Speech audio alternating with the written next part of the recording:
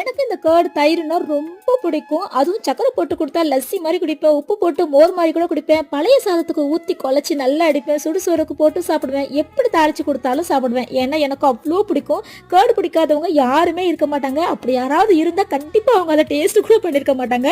இப்ப எதுக்கு இது சம்மந்தமே இல்லாம பீட்ரூட்டை கையில வச்சுட்டு கேர்டை பத்தி பேசுறானுதுன்னு நினைக்கிறீங்க?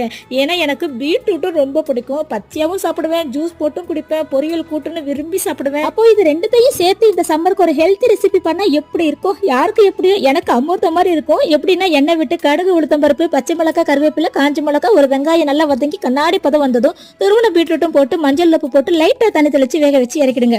இந்த பக்கம் தயிர் கொஞ்சம் ஒரு 3 இல்ல 4 ஸ்பூன் ஃப்ரெஷ் கிரீம் உப்பு சேர்த்து நல்லா அடிச்சு வச்சுக்கோங்க. இதுல ரெடி பண்ண பீட்ரூட்டை சேர்த்து நல்லா மிக்ஸ் பண்ணிட்டு சாப்பாட்டுல போட்டு சாப்பிட்டு பாருங்க. ஓ மை காட், சில டைம்ஸ் அப்படியே பவுல்ல போட்டு கூட பிரேக்ஃபாஸ்டா கூட முடிச்சிருவேன். அப்புறம் உங்களுக்கு தயிர் எந்த மாதிரி சாப்பிட ரொம்ப பிடிக்கும்னு மறக்காம கமெண்ட்ல சொல்லுங்க.